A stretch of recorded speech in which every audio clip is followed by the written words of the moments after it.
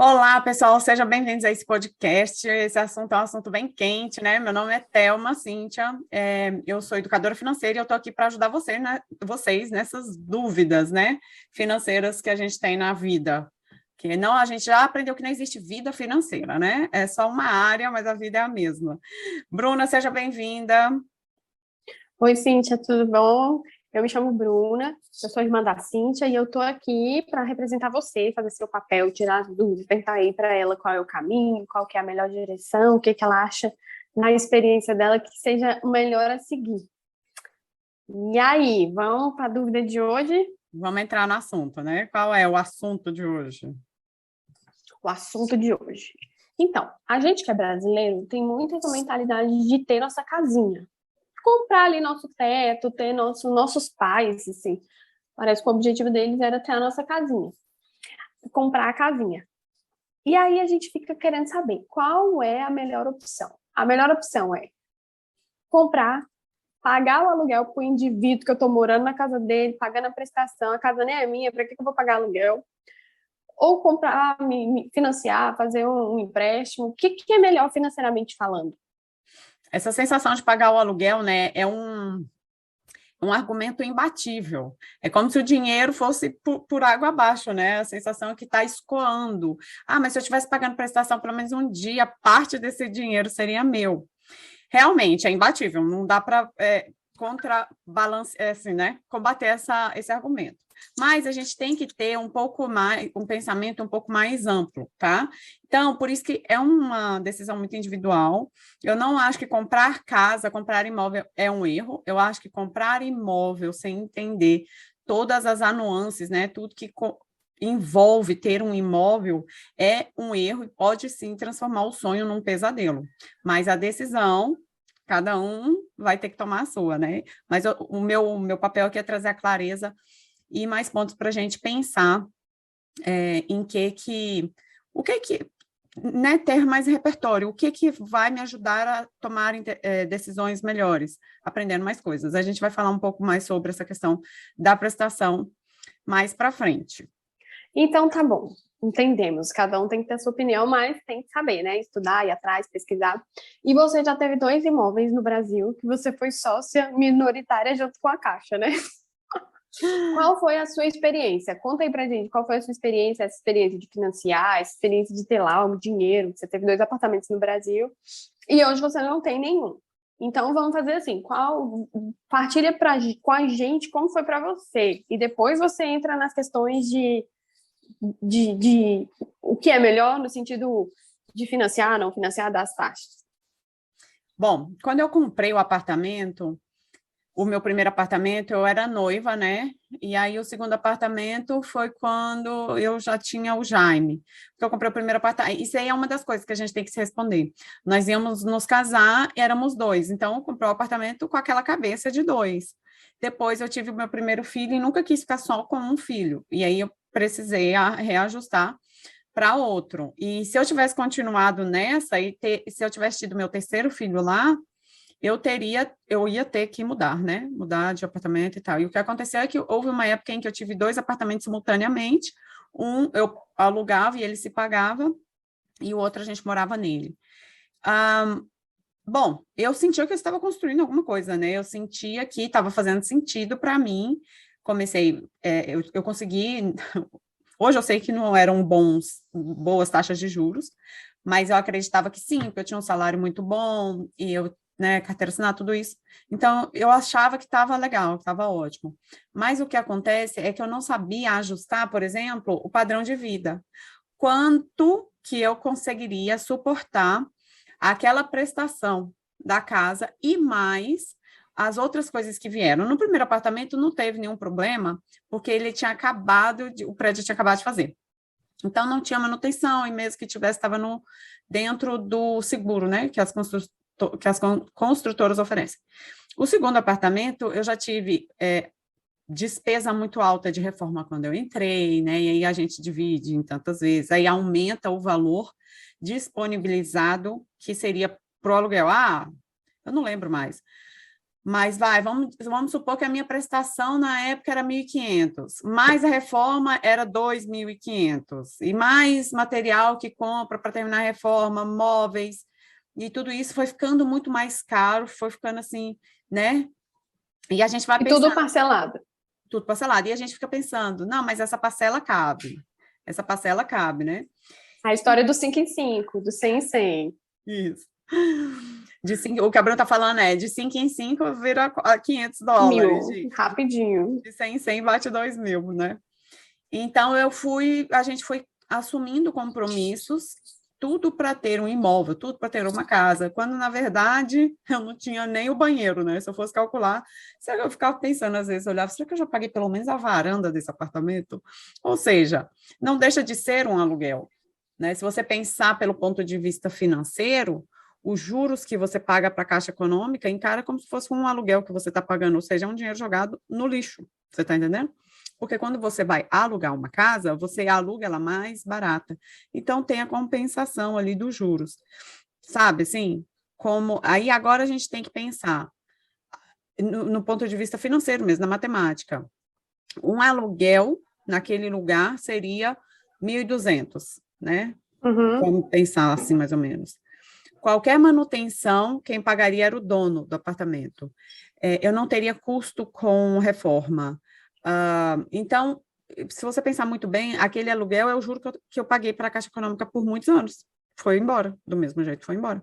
Então, não é bem assim essa conta que a gente deve fazer, sabe? A gente tem que fazer outras perguntas, como, por exemplo, essa que eu acabei de falar. Qual é o formato da minha vida agora? Essa vida vai mudar? Eu vou ter mais filhos? Os meus filhos já estão chegando na fase de ir para a faculdade, de não ir, de sair de casa, de casar, de não casar? E isso fica muito engessado, porque, meus filhos vão para a faculdade, aí decide não ir, ou meus filhos demoraram para casar, não sei. E aí você vai ficar todo engessado demais. O aluguel te dá essa flexibilidade. Eu, gente, sou pró aluguel, porque eu acho muito trabalhoso serviço de casa. Reforma, trocar cano, eu acho assim um absurdo. Eu acho que por minha vontade, eu nunca teria uma casa própria novamente. Mas o meu marido não pensa como eu, né? Ele gosta e também de comprar, de vender, eu acho isso oneroso, eu acho caro, eu não gosto de pensar que eu tenho que passar os próximos 20 anos naquele lugar, Deus que me livre, eu até posso passar os próximos 20 anos naquele lugar, mas por opção, e não porque eu tô presa a um imóvel, entendeu? Mas a sua cabeça mudou, né? Então, atrás você achava que ter um imóvel era uma boa, agora você acha que ter um imóvel não é uma boa. Mas você acha que existe a possibilidade de um dia você falar, não, então agora pode ser que ter um imóvel é uma boa? Eu acho que existe, sim, essa possibilidade, e eu acho que a pergunta que a pessoa que está pensando em comprar imóvel deve fazer é: por que que você quer comprar imóvel? Porque eu não me fiz essa pergunta. Eu não Uhum. sabia por que que eu queria comprar imóvel. O que eu sabia é: o brasileiro, a pessoa, quem quer que seja, ela precisa trabalhar, comprar uma terra, uma casa, um apartamento, e assim a gente vai construindo a vida.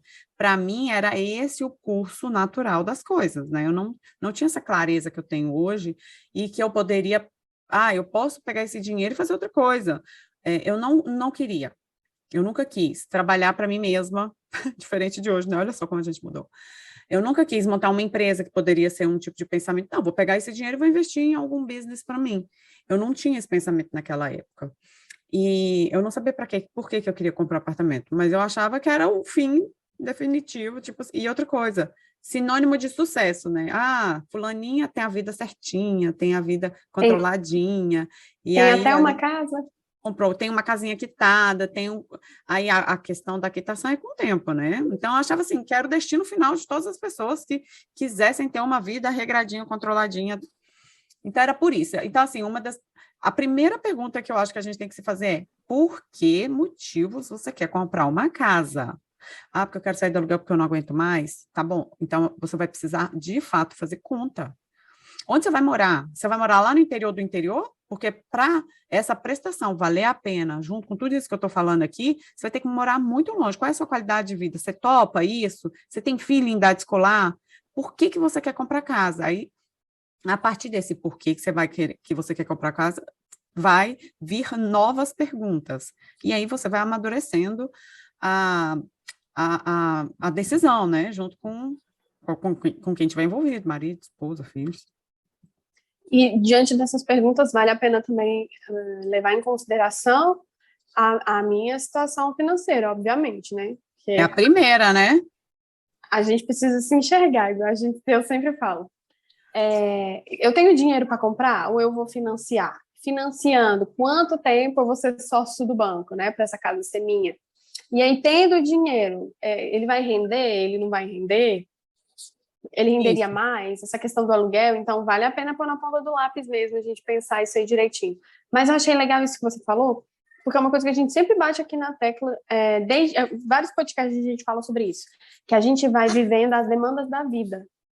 Então, para ser assim, eu comecei a trabalhar, recebi o salário, comecei a pagar aquela despesa ali, o aluguel, a comida, não sei o quê, e conheci uma pessoa, casei, comprei, e é assim, a gente vai vivendo as demandas da vida, sem olhar para a nossa vida.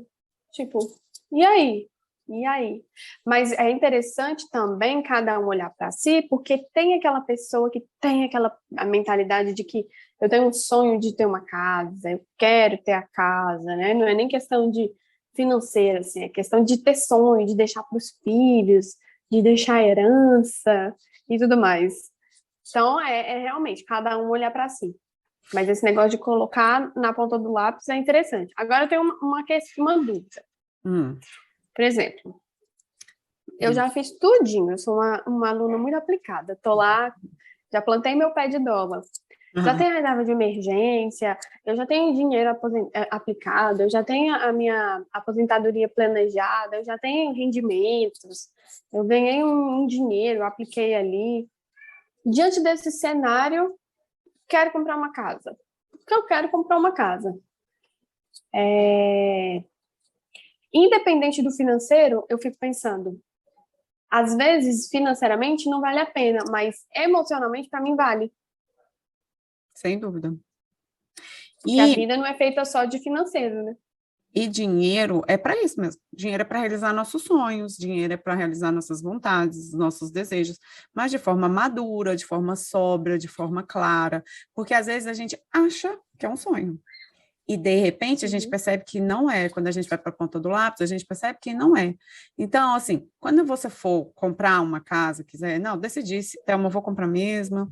Então, vá com um orçamento real da sua necessidade, porque quando chegar lá, a gente começa a aceitar novas propostas e a contar histórias para a gente mesmo, para convencer a nós de admitir um budget, né? Um peso maior sobre as nossas finanças, e de repente vai virar um pesadelo. Então, olha só, emoção tem que ser controlada. A gente também não pode. Eu me lembro que uma vez uma amiga minha falou assim, me pediu para ser aquele negócio, fiadora de uma casa que ela queria alugar. Você lembra, Bruno? E aí ela falou assim para mim, não. E aí ela falou assim para mim, ai, amiga, mas é porque eu apaixonei nessa casa. Eu falei, uai, desapaixona. Se você não pode, apaixonei. Onde você viu isso, se apaixonar numa casa? Não existe isso. Você vai construir a sua história de vida ali, entendeu? E aí, isso daí vai virando uma bola de neve depois. Eu não vou negociar. Olha, contra sonhos, a gente não negocia. Mas para o sonho não virar um pesadelo, a gente tem que ter clareza e deixar a emoção controladinha ali, tá? Pensa, você sabe uma coisa que eu fico me perguntando para esse pessoal que quer comprar casa? Quando eu falo assim, gente, a gente precisa investir para o longo prazo, aí a gente vai fazer as contas de aposentadoria e tal, a pessoa dá um pulo aqui, ó. Mas na hora que ela vai comprar uma casa própria, tudo bem entrar no financiamento de 30 anos. Não dá para entender o tanto que a nossa emoção está tomando conta das nossas finanças e a gente está permitindo isso. Não faz sentido. Mas é porque o objetivo está palpado. Eu estou morando nele. Mesmo ele não sendo meu. O benefício é agora, eu vou entrar agora, eu já vou começar, depois aí vai empurrando o problema para o meu eu do futuro. Aí a gente vai empurrando, entendeu? Então, assim, pessoal, tenhamos sobriedade, tá? O dinheiro é para isso, é para realizar sonhos. Agora, será que, se você investir esse dinheiro por enquanto, você não consegue comprar uma casa com um poder de compra diferente, chegando com 20, 30, 50% de entrada, e daqui até lá a sua vida vai amadurecendo, você vai amadurecendo, os filhos vão, né, saindo da escola de repente, ou não sei, a vida vai mudando. Então, esse valor diferente da sua prestação, por exemplo, se a sua prestação, o seu aluguel hoje é 2.000, aí você vai entrar numa prestação de 2.900, coisa mais fácil do mundo, né? Entrar numa prestação desse valor, mais ou menos. Por que você não pega esses 900 e guarda todos os meses e vai percebendo o investimento? E quando você tiver com um dinheiro em um outro poder, né? Em um outro momento, assim, uma outra posição de negociar com todo mundo, com você, até pode servir como um impulsionamento para você começar a investir, né? Ó, tem uma informação que se você não se vê morando naquela mesma cidade, naquela mesma casa, pelos próximos 5 anos, é mais caro você comprar do que você alugar. Então, outra coisa, pessoal, que eu acho que a gente também tem que pensar e se lembrar muito, a gente deixou o nosso país, o nosso idioma, a nossa família, a nossa cultura, para morar aqui. Você acredita que nos próximos 10 anos você não vai mudar? Você nem conhece essa cidade que você mora, às vezes. Eu vejo gente que ficou aqui tem 1 ano falando, Thelma, eu quero guardar dinheiro para comprar uma casa. Você nem conhece a cidade, você não conhece nem o seu trabalho, você ainda não conhece nem a sua capacidade de fazer dinheiro ainda. Ah, eu vou mudar para a Flórida porque lá a casa é mais barata. E você sabe se você vai gostar da Flórida, você não vai ter pânico daqueles bichos que tem lá na rua, aqueles alligators lá, aqueles jacaré. Se o clima vai ser bom, se você não vai se adaptar, calma, pessoal, calma, tá? Calma. O que eu quero dizer é que a gente precisa pensar em todos os contrapontos para contrabalancear as emoções, porque se deixar, minha filha, os realtors, né, que são os corretores aqui, vão te levar à loucura, porque são lindas as casas, são lindas. E cada apartamento, gente, eu comprei 2 apartamentos, eu sei, conheço. Sonho é uma coisa, mas a gente precisa aprender a lidar com as nossas emoções, né? Pelo que eu estou vendo nesse tempo que a gente está conversando aqui, finanças é mais do que matemática. Na verdade, ela não tem nada a ver com matemática. Nada a ver. Finanças tem muito mais a ver com disciplina, com estilo de vida, com consciência. Quanto mais a gente tem consciência, por exemplo, comprar uma casa pode significar um grande negócio em um outro momento da sua vida. Se eu tivesse guardado dinheiro desde quando eu casei, eu não tinha filho. Se eu tivesse feito juros compostos, trabalhar para mim naquela época, que eu poderia enxugar bastante meu padrão de vida, se eu tivesse, né, pessoal? Sobriedade, clareza, maturidade no assunto, consciência, disciplina, estilo de vida, hoje eu poderia comprar uma casa, porque os juros compostos teria agido. Eu casei, tem, sei lá, 10 anos, vai fazer 10 anos que eu casei. E antes de casar, eu já investia bastante. Eu me lembro que era mais do que R$ 1.000 a prestação. Na época, eu tinha um salário alto, meu marido também tinha um bom salário. Se nós tivéssemos unido as nossas forças, vivido um aluguel, de aluguel, numa prestação muito menor, hoje eu estaria em uma outra posição. Hoje eu poderia comprar uma casa com mais tranquilidade. Hoje eu já tenho 3 filhos, sei que eu não quero mais. A história seria diferente. Então, às vezes, é só a gente entender que a vida é muito dinâmica, que a gente vai precisar fazer alguns ajustes ao longo da vida e ter a maturidade de, né, não só a maturidade, clareza, tudo isso, né? Ainda bem que hoje você está aqui e tem essa possibilidade, porque eu não tive. É verdade. A nossa educação financeira foi muito limitada. Nem sei se a gente teve educação financeira. Pois então, não tivemos. Pois então, tá. Resumindo, o que a gente entendeu hoje é que depende da escolha de cada um, né? A dica de hoje é: estuda, avalie a sua vida, se enxerga, veja as suas questões, avalie seus sonhos e põe na ponta do lápis, porque às vezes compensa, às vezes não compensa. E nem tudo é feito por dinheiro e de dinheiro. A gente precisa viver a vida hoje, pensando no futuro, e a gente tem o dinheiro para alcançar os sonhos. É isso, sim? Exatamente, perfeito. Boa aluna você. A gente sempre tem que procurar ser mais inteligente. Para que as pessoas leem, estudam? Por que a gente quer ser mais inteligente? Porque a gente toma decisões melhores e o que facilita a nossa vida. No final das contas, o que a gente quer é menos serviço. Aí precisa fazer o trabalhinho anterior, né? Ficar buscando informações, aumentando a nossa capacidade de tomar decisões para facilitar a nossa vida. É só isso. Por isso que a gente acha bonitos os intelectuais, não é por isso. É porque, no final das contas, nos fringir dos ovos, as pessoas mais inteligentes têm uma vida mais fácil, porque elas sabem tomar melhores decisões. Nossa, as pessoas mais inteligentes têm uma vida mais fácil, porque elas sabem tomar decisões. Muito bem, eu quero ser mais inteligente, então, Isso. para ter uma vida mais fácil, porque eu sou preguiçosa, então tem que ser mais inteligente. Viu? Nem sempre a preguiça é ruim, ela pode ser um impulsionador para você procurar ser mais inteligente e aí ter uma vida mais de boa. Isso faz todo sentido, eu não sei se isso é verdade ou se isso é só uma piada que eu cresci ouvindo, que a pessoa que inventou a roda é porque ela estava com preguiça de carregar as pedras. Pode ser. É sempre assim. A gente ganha dinheiro, eu ganho dinheiro porque eu facilitei a vida de alguém, né? Eu dou uma aula, a pessoa poderia ter estudado sozinha, ido lá, aprendido, feito testes, mas eu já fiz isso, eu vou te ensinar, e aí você vai me pagar por isso, porque eu estou fazendo a sua vida mais fácil. O Thomas Edison, né, que fez a luz. A luz. Por que ele ficou tão rico e milionário? Porque ele facilitou a vida de todo mundo. Por que a Amazon é tão rica, absurdamente rica? Porque ela facilitou a nossa vida, de ir nas lojas, pesquisar, e não sei o que, ela juntou tudo num lugar só. Uber, etc. É só isso. As pessoas ficam ricas e milionárias porque elas facilitam a vida das pessoas em escalas. Mas eu e você aqui no dia a dia, por que alguém me paga para limpar a casa dela? Porque ela é preguiçosa, se a gente for levar, ela é preguiçosa, ela precisa de alguém que ajude ela, alivie o peso, e ela paga por isso. É assim, a vida é assim. Só isso que a vida é. Ninguém paga para o outro fazer outra coisa, só para fazer ela mais fácil. Facilitar a vida, muito bem, é verdade. Então tá, Cíntia, mais alguma coisa que você quer colocar? Porque eu achei ótimo, para mim tá muito esclarecedor. Não, para mim não, eu quero agradecer vocês por terem ficado até aqui.